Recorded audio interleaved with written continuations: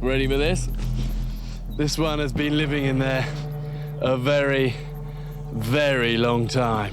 I'm not going to need to eat for a week after this one.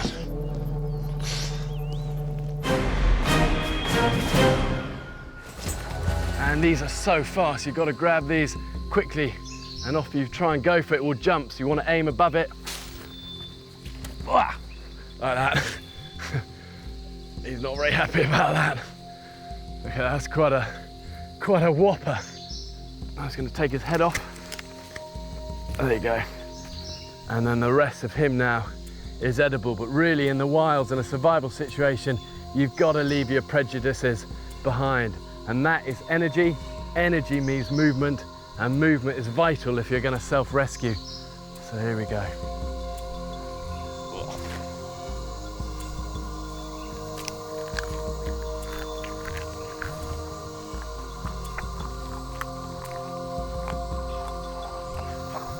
I hope that tasted just kind of creamy goo.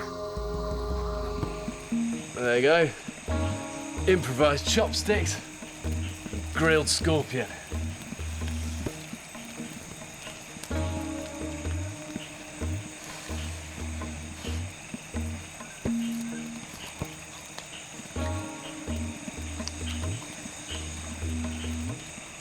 I've eaten loads of scorpions before, but they've always been raw and disgusting. But when you cook them, they're actually quite nice.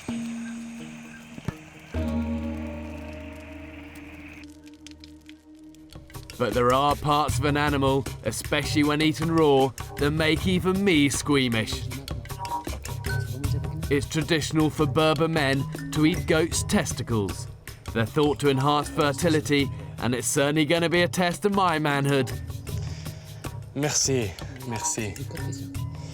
No, I must say I've never eaten raw goat's testicles before. Merci, Mohammed. There's plenty of potassium in a goat's testicle and about 135 unadulterated calories. Well, that's definitely a first for me. See that one? Straight under my finger, straight down there. Let's see if we can get him out.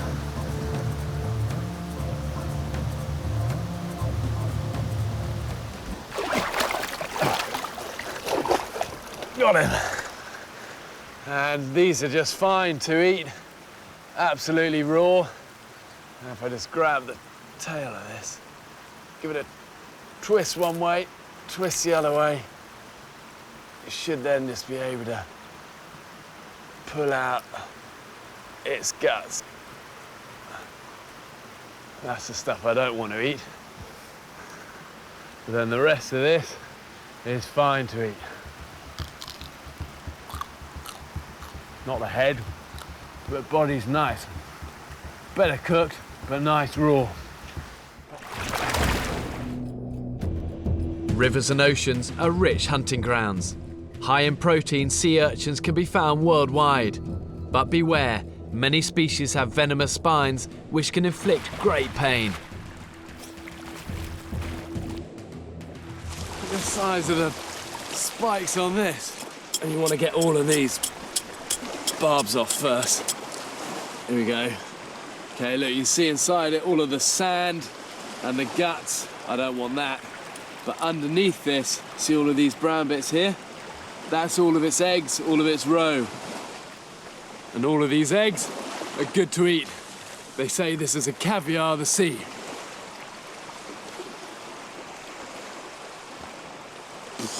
Oh, it's like kind of baby poop. Caviar. And this looks like a chukka's nest here. And these eggs are bigger. These are more like ravens' eggs, and this is what ravens do. They'll tend to drive a little bird away from its nest and then lay its own eggs in it. But either way, I'm going to eat these. I'm going to have one now. I'm going to keep one for later.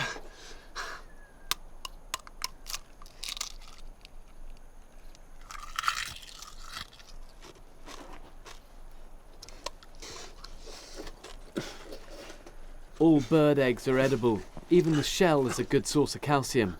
And I'm so hungry I can't help but eat it raw. But there is a risk of catching salmonella, so I'm going to try and cook the other one.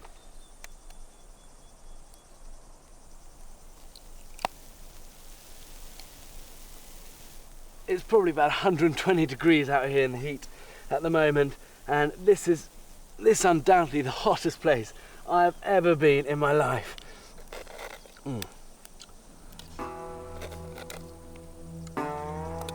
Well, that's one of the best scrambled eggs I've had. One thing that no shortage of in the jungle are termites. And look, you can see this termite's nest here. And actually they're pretty fundamental to the jungle, termites, just because they digest so much all the rotting wood. Look, you go, you see them all crawling out there? But actually all of these are edible.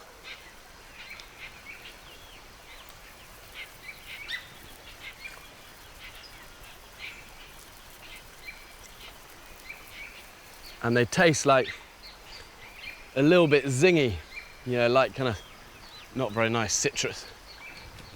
Probably the easiest way of eating this is to make a bug patty out of all of these things. See what we've got in here.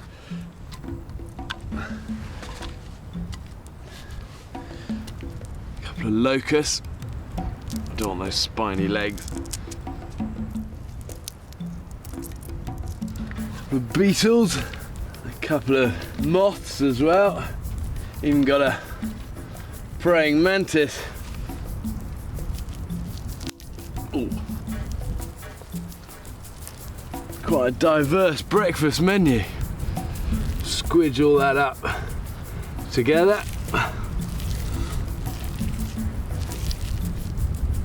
There's going to be masses and masses of protein in this.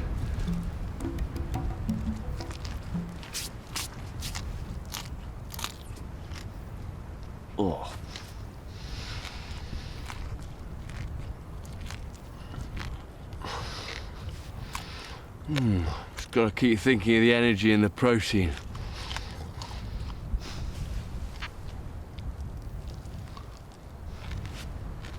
What's that? Rogue leg in there. Oh God, I've really learned to hate that taste. It's like cold, sandy, crunchy goo with a very off mustard taste. I always not to think of the taste, trying to just get it down.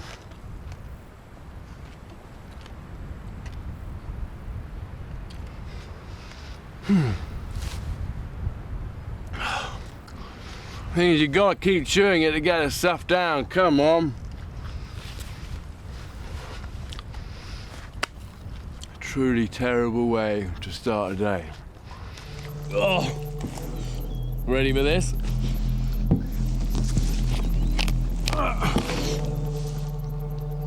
Oh my goodness. This one has been living in there a very, very long time. I'm not going to need to eat for a week after this one.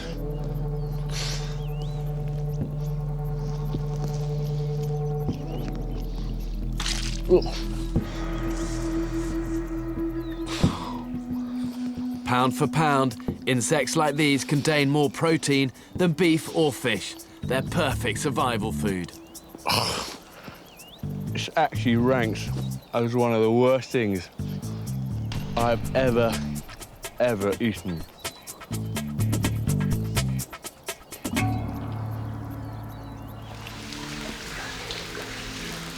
And you know, almost any frog is good to eat. It might not look very tasty, but actually out here these are quite a delicacy. Maybe not raw. Okay.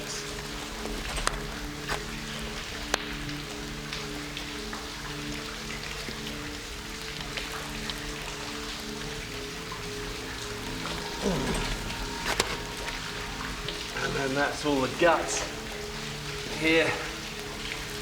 Get those out. And the rest of that is nice to eat. Known as green chicken to locals, frogs are frequently on the menu in Vietnam, though they're normally cooked first. I don't claim to know everything about wild food, but what I do know is that I'll give it a go. And what I'm looking for is the stomach. And the stomach itself is in 3 parts, so it can separate the liquids from the solids. And the bit I want is called the rumen, where it keeps the fluids. There we go. And I'm through to the innards here. And look at that, that's amazing.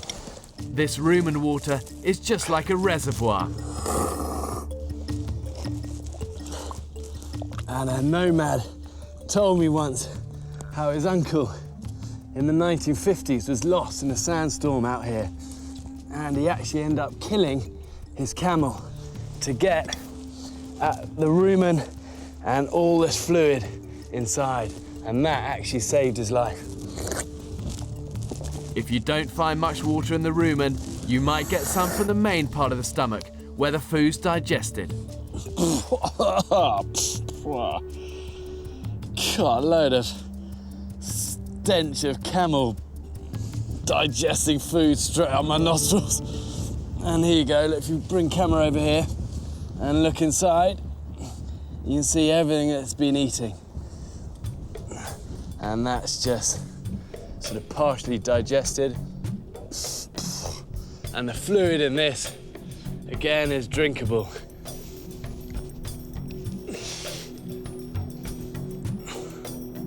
God, that must have hurt when it went down its throat.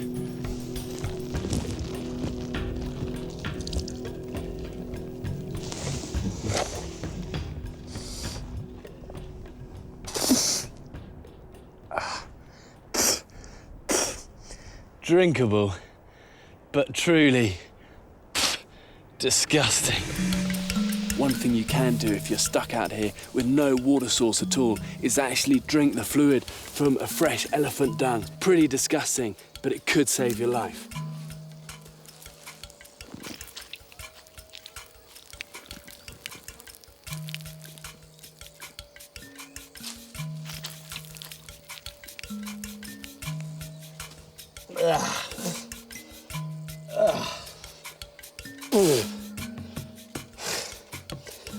Not one of the better drinks I've ever had. God, the sun is just so powerful. Under normal conditions, you can survive about 3 days without water, but in this intense heat, it can be just a matter of hours. And the only thing I can do is to drink my own pee. And this is something I've never done before. And I'm expecting it to be pretty horrible. But I need to keep those fluids going in. But be careful, as urine is after all a waste product. But it could save your life.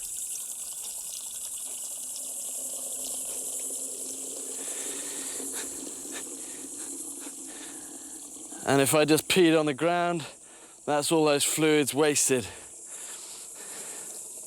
There are plenty of stories of people who have survived in the wild by drinking their own pee, but only do it as a last resort.